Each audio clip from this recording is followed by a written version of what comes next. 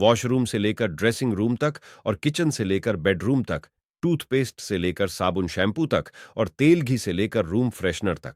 और फिर इस लिस्ट में हनी और च्यवनप्राश को कैसे भूल सकते हैं।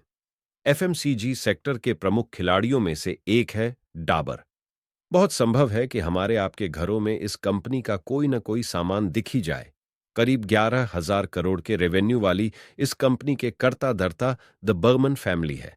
डाबर के अनोखे नाम की तरह इसके ब्रांड बनने की कहानी भी अनोखी है, जिसकी शुरुआत होती है ब्रिटिश इंडिया में वर्ष 1884 से। इसी साल डाबर नाम के कंपनी की नींव पड़ी। कलकत्ता के बर्मन परिवार में एक वैद्य थे, डायन एस के बर्मन। डाबर कंपनी बनाने से पहले अपनी छोटी सी एक क्लिनिक में वे आयुर्वेदिक तरीके से मरीजों का इलाज किया करते थे।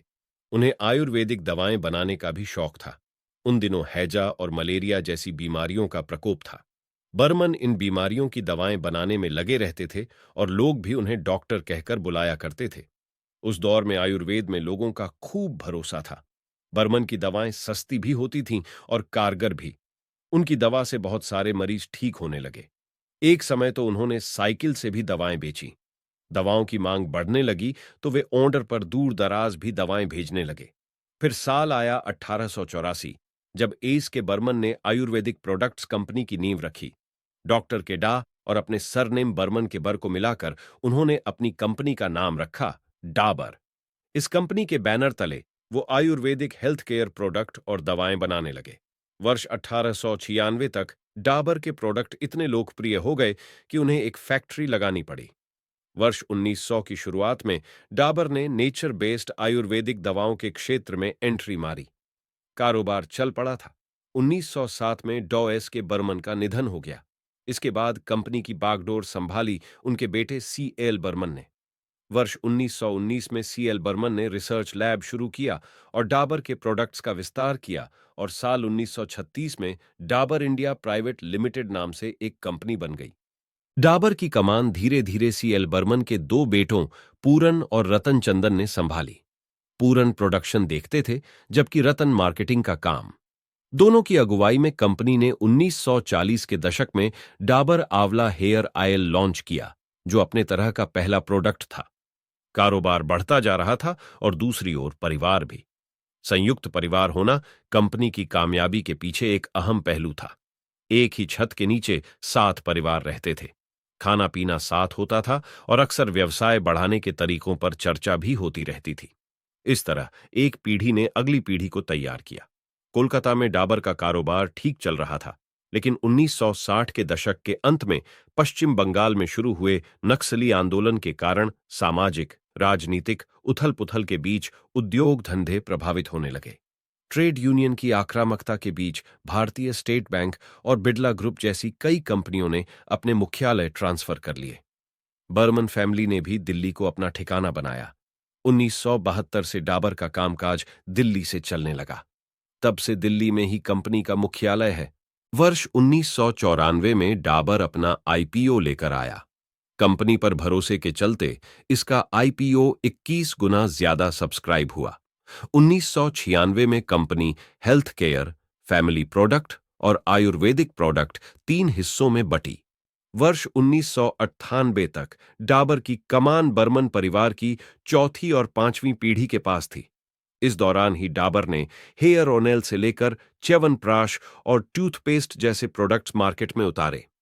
बिजनेस को और तेजी से बढ़ाने के लिए बर्मन फैमिली ने बाहरी विशेषज्ञ से सलाह लेने की सोची।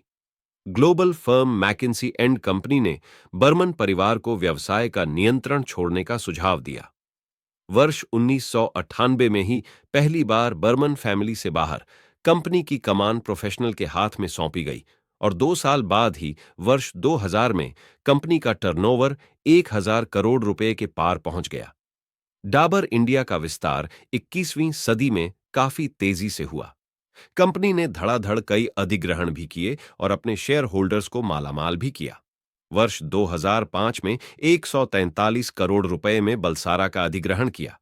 फिर वर्ष 2008 में फेम का अधिग्रहण किया। दोनों ही अपने अपने सेक्टर की लीडिंग कंपनियां रही हैं।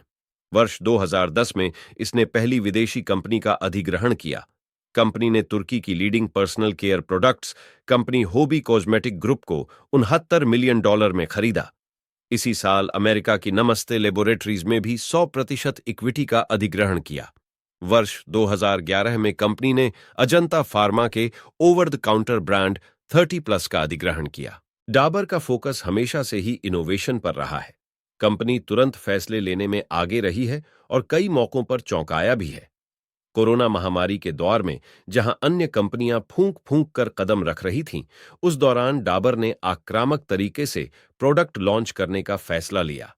अपने 9 प्रमुख ब्रांड्स च्यवनप्राश, हनी, हनीट्स, पुदीन हरा, लाल तेल, आंवला, रेड पेस्ट, रियल जूस और वाटिका सेगमेंट में कंपनी ने कई प्रोडक्ट्स लॉन्च किए। हाल के 10 से 12 वर्षों में डाबर इंडिया ने एक के बाद एक कई फाइनेंशियल रिकॉर्ड बनाए।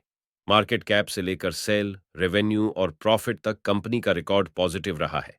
वित्त वर्ष 2023 में कंपनी की बिक्री 5.9% बढ़कर 11,529.89 करोड़ रुपए हो गई।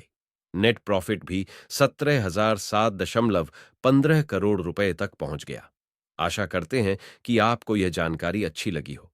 आशा है कि आप चैनल को लाइक और सब्सक्राइब करेंगे ताकि हम इसी तरह के और भी कहानियों को आप तक पहुंचा सके। धन्यवाद।